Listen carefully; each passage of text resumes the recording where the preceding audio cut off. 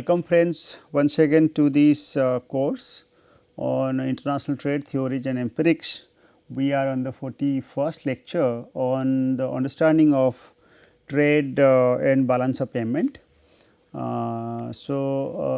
our previous lectures, entire 40 lectures in a nutshell, if I simply speak, that what it contains strategies of international trade.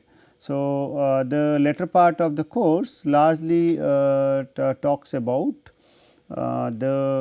protection, the strategic protection considered by the individual member countries under WTO. Now, beyond strategic protection and the international theories, we have some other financial aspects for understanding trade and development. It is titled as trade and balance of payment. I think balance of payment is not uncommon. We understand from various perspectives. First of all, when we unfold the discussion of balance of payment, we wanted to understand what are the different types of balance of payment and what are the different heads under it and what it covers, why it is called balance of payment. Largely, we will stick to this portion in this particular week. In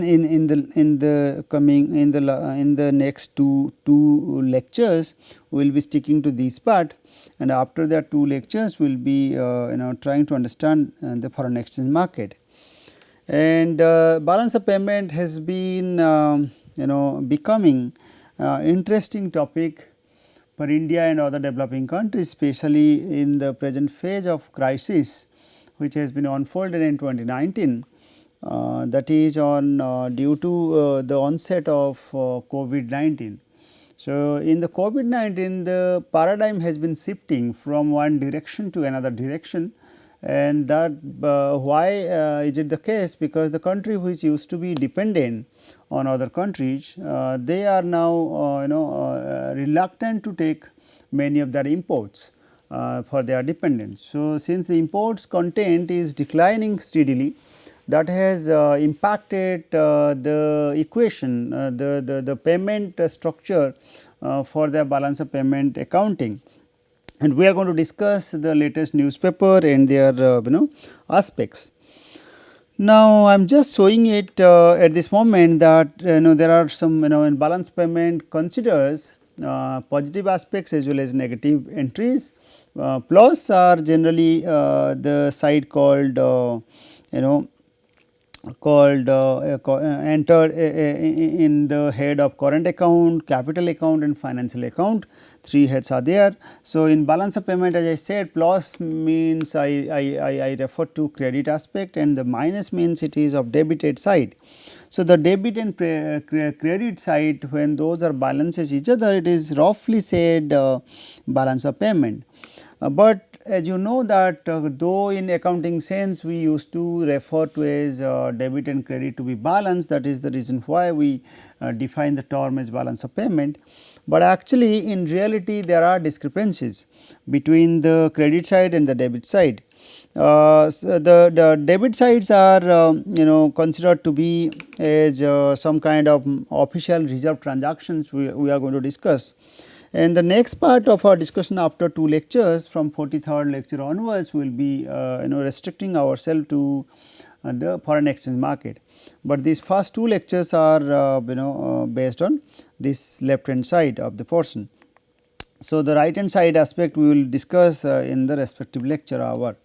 Now, let us understand what is going on around us, what are the latest evidences we must understand.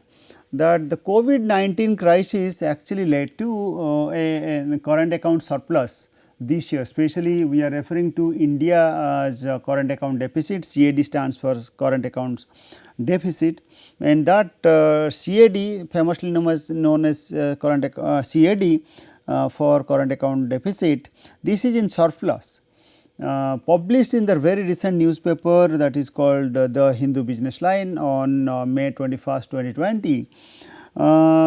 You can also click on this link. This will be redirecting you to open the respective page, and you can read other details of that newspaper. I simply wanted to mention that the author addressed or postulates a possible positive aspects of the India's balance of payment, and the author identified or mentions very clearly that India's imports is going to be collapsing more than it is exports, because India used to be the dependent country on many developed countries in terms of imports. Especially the re-exporting section is also very badly hit. Now, Barclays, even the newspaper cited Barclays forecast on this particular direction that India would report a current account surplus of 19.6 US billion dollar or 0.7% of that GDP in the financial year 2021.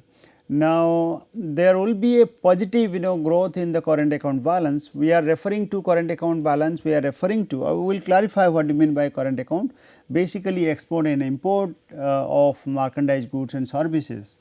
Okay.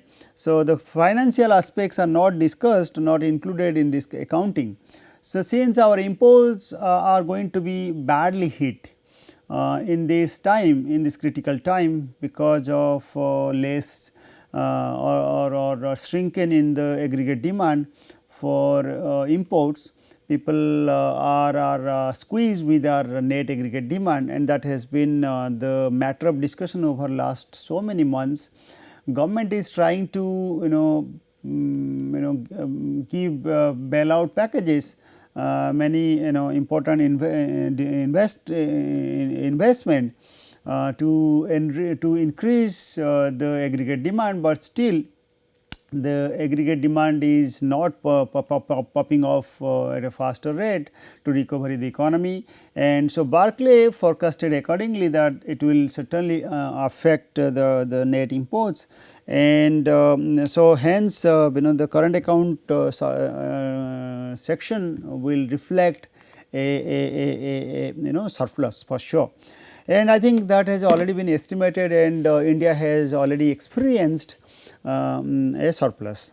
Now, coming to the COVID crisis, once again the CAD surplus this year as also pointed out by our Minister of Commerce and Industries, Sri Piyush Goyal, that he stated in the press conference that this is going to be, the year is going to be very strong, and that will be visible in an economy.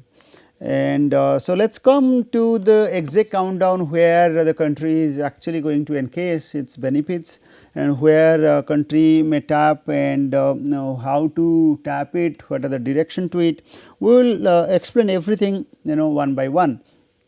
Now, coming to while India's import bill is quite likely to bounce back once the COVID impact subsides, the pandemic appears to be permanently reordering India's BOP dynamics in three important ways.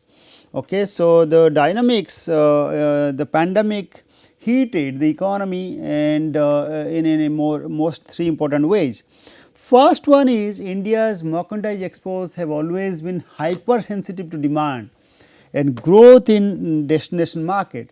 Now, what are the explanation to this hypersensitive demand to the merchandise exports is explained by WTO's forecast that global trade could shrink by a third in 2020. Okay, 1/3 shrink of global trade, as well as a rising protectionism policies adopted by the member countries like US could pose further challenges to a quick revival in merchandise exports, particularly for discretionary items like jewelry and apparels. Now, I think from the beginning of the lecture, even in the mid of the sections, or around 30-35 lectures, I have particularly mentioned that India takes benefits in re-exporting after taking the raw crude metals from the Middle East countries. Now, I think the relationship of India's with those Middle East countries to a large extent has been disturbed due to some political interplay in between. This sector is expected to be badly hit. Apart from getting battered, our MSME sector largely they are informal type or operating at a small scale. The number of policies that are designed so far has not been catering to the need of the MSMEs. So, there occurs a critical cox in the export supply chain for them, because the market is not well functioning for their outputs, and so they will be back on their feet in short order. Diversifying India's export basket may now be essential for export revival. Coming to the second most important point identified the author, suggested by the author, that India's service sector exports, usually driven by IT and ITS enabled services, have traditionally with the crisis by leveraging their labor cost advantage to grab a bigger share for the global offshoring pie. But this time around, curbs on global travel and rising barriers of protectionism threaten the offshoring model itself in this particular segment also. Coming to the third important point that is relevant, where India is going to suffer, as mentioned, that there will be inward remittances from NRIs, particularly in West Asia, have been a key safety net on India's BOP position during past crises. As I mentioned, the West Asia is a matter of concern for India and its connection with BOP. But with West Asian economies laid down by the oil route, this time around India may have to brace for not just a sharp fall in remittances, but also a reverse migration of its diaspora. So, that is also a matter of concern. So, what India actually need? India needs to focus on ensuring that foreign direct and portfolio investors continue to find it attractive destination once the dust settles on cloud. So, first suggested by the author is on in more investment or facilitation for foreign direct investment and portfolio investment. Second one is stimulus packages. So far has been very limited in the Indian market. Now, after saying this direction and unfolding the scenario presently going on, which may continue for even another couple of years, and if you read the past history, the 100 years back pandemic that is unearthed in the world economy due to Spanish flu in 1999, that has actually created massive disturbances, massive entropy in the world, and the BOP is very badly hit. The country's stability, macroeconomic structure gets hit very badly or adversely. That is the reason why we are very interested to study the components of BOP and where in which direction BOP stands. So, our interest is here to define BOP correctly. So, BOP's balance of payment is a systematic record of the statement made by the member countries for their transactions within a specific period of time. Usually, the specific period of time is defined as 1 year. So, it is the record of the reporting country and the exporting country for all their transaction within 1 year. Okay. So, that is why it is called summary statement of international transaction for a country for a specific period of time. An international transaction is actually the exchange of a good and a service or asset between residents of one nation and resident of another nation, which I have already mentioned. The main purpose of the balance of payment is to help the government in formulation of monetary, fiscal and trade related policies. Coming to the components of it, balance of payment is usually based on double accounting bookkeeping procedure, double entry bookkeeping procedure. So, basically whatever being transacted, it is entered as in the credit side as well as in the debit side. So, it follows a double entry bookkeeping pattern. For example, anything is exchanged. So, there is a contract involved. The contract is entered to be as a return in the credit side, and so when the transfer is made at that moment, it is entered as a debit side. Now, coming to the principles of payments, as I already mentioned, it follows double entry bookkeeping. I can write it down. Probably that point has been missed in the slide. Double entry bookkeeping. You can take a note. Double entry bookkeeping is the procedure mandatorily followed in the accounting principles of BOP. So, there is a credit side called plus transaction, and debit side is called negative transaction. Transaction that involve receipt of payments is called credit, like export of goods and services.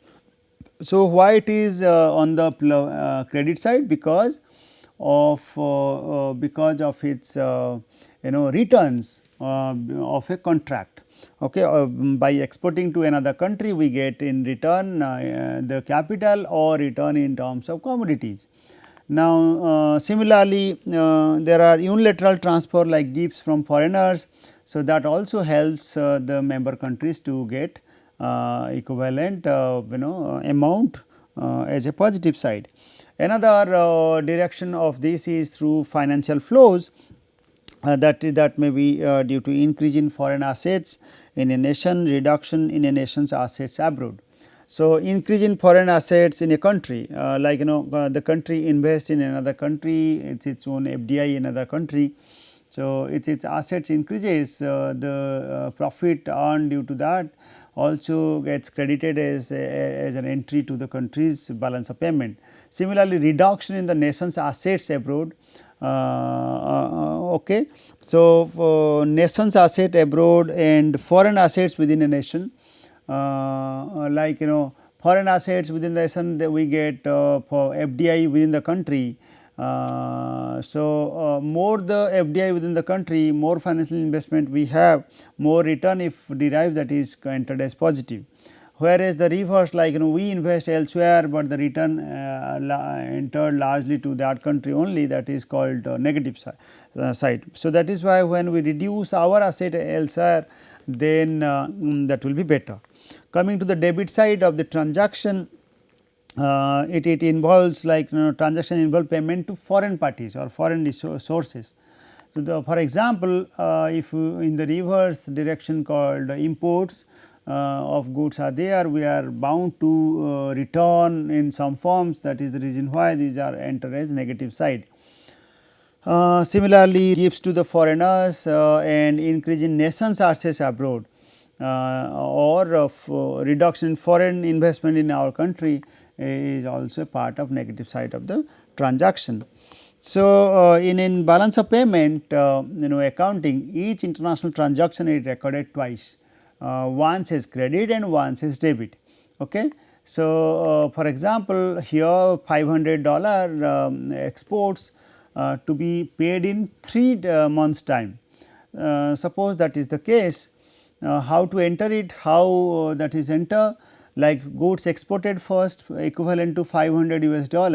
So, that is entered as 500 as positive, because since we are exporting the value, we have a contract clause with a binding clause to get it with interest or with the same amount of 500. That, so, that is the reason why it is entered as entered in the credit side.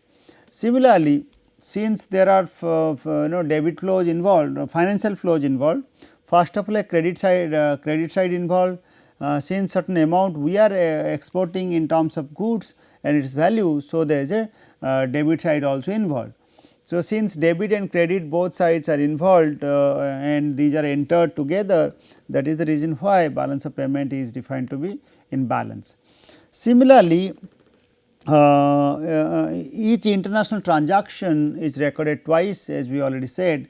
In another example, like $200 US spent by an Indian tourist in London, okay, for maybe for hotel services, for restaurant services, okay, $200 Indian tourist spent in London. What really happens here? that the person might have taken travel services, purchase from foreigners for travel like taxi or maybe boating, any other kind. So, the travel services since accessed by the Indians, so there will be a debit side very quickly. We purchase, we have to pay that amount. Now, since that had been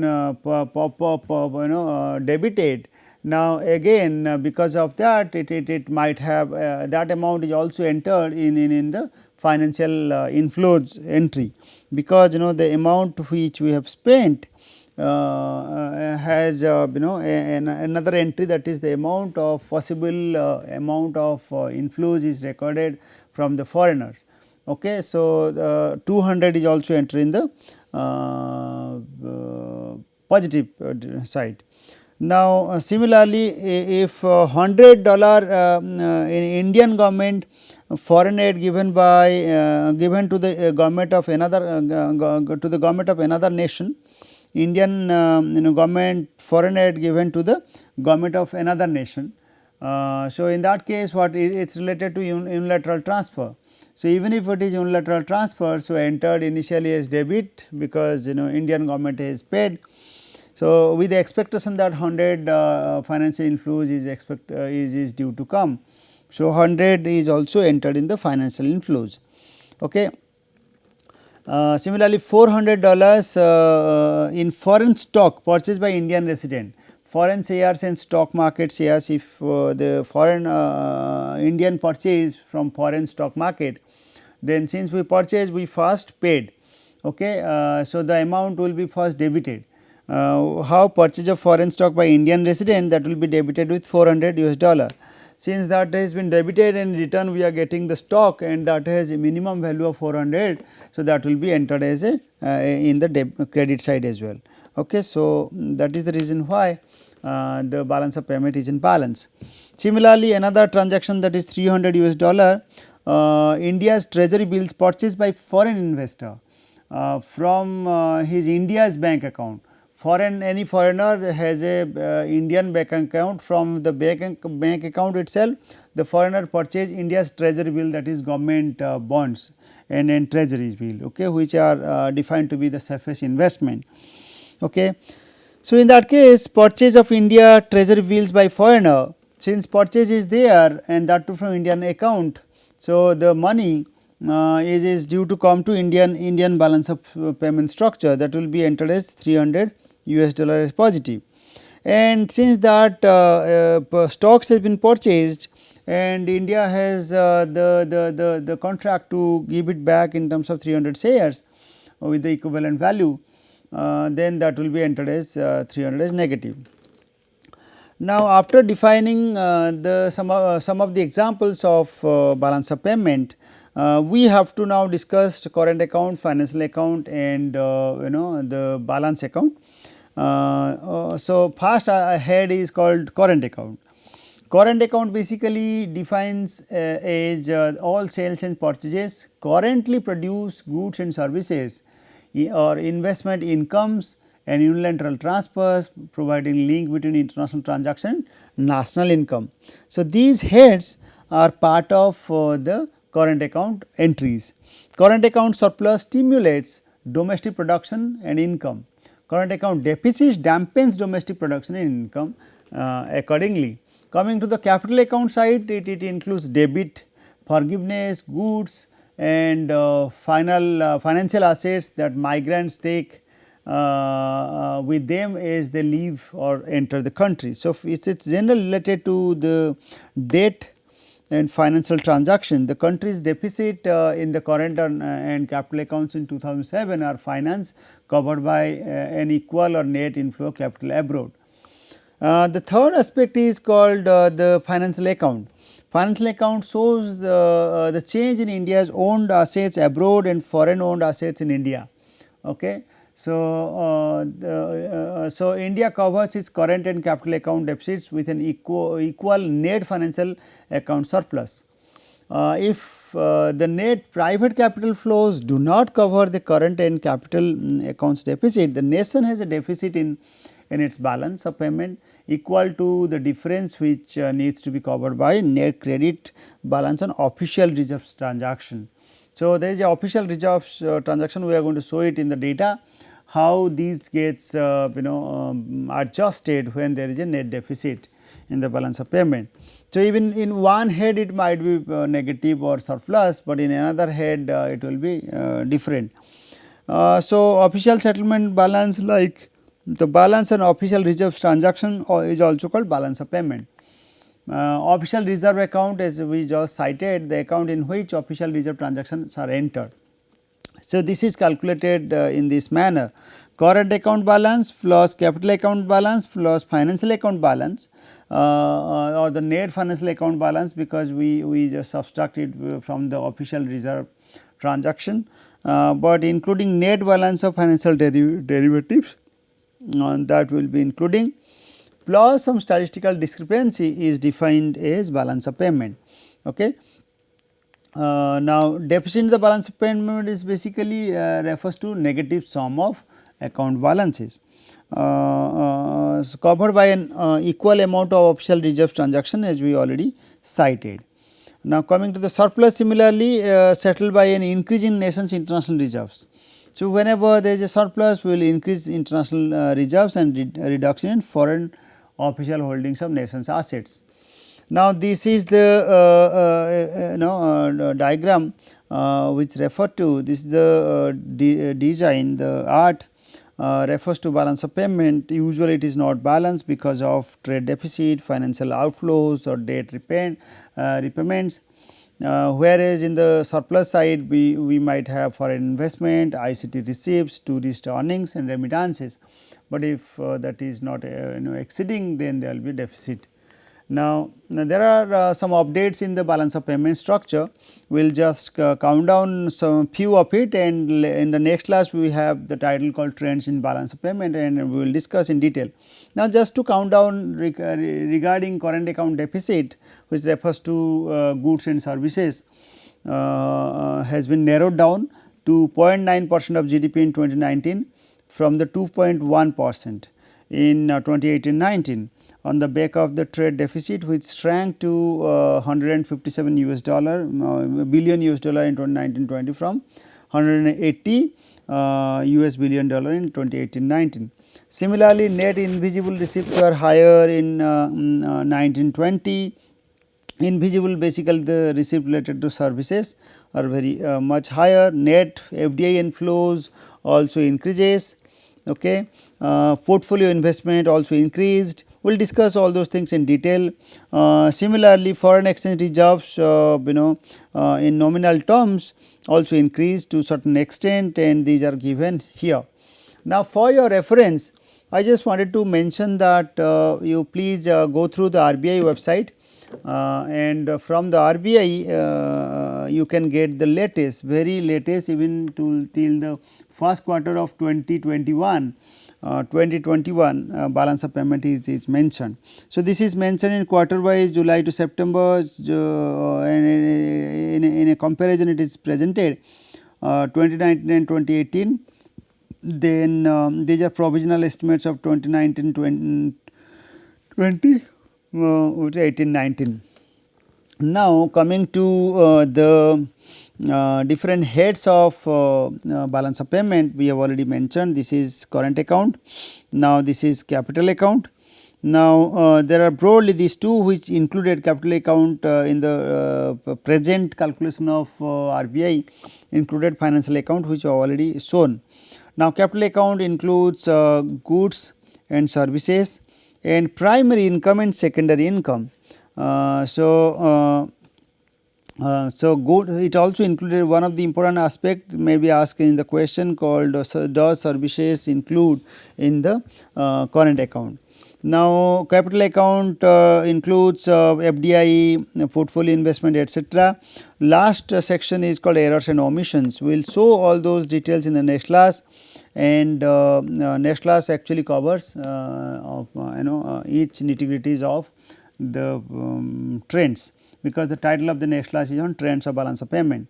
So, when deficits and are there or surpluses are there, what type of measures you usually take to reduce deficits? We usually take, even these slides we are covering the next lecture. I am just taking a overview of it. So, we will promote the growth of import substituting industry, so that the import is going to be lesser steadily. Similarly, import restrictions by different strategies we already explained. Extending assistance for export promotion, then providing incentive for increasing foreign exchange earnings on account of invisibles. Then especially from 1991, India has put comprehensive strategy like fiscal and monetary discipline, controlling aggregate demand, exchange rate and foreign trade policy reforms, structural reforms. We will discuss one by one in the next class.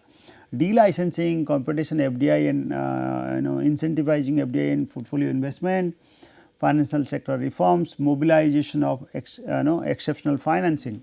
So, these are all aspects to be again discussed in the next class. So, with this I think I should close here, and I look forward your participation in the next class. Thank you.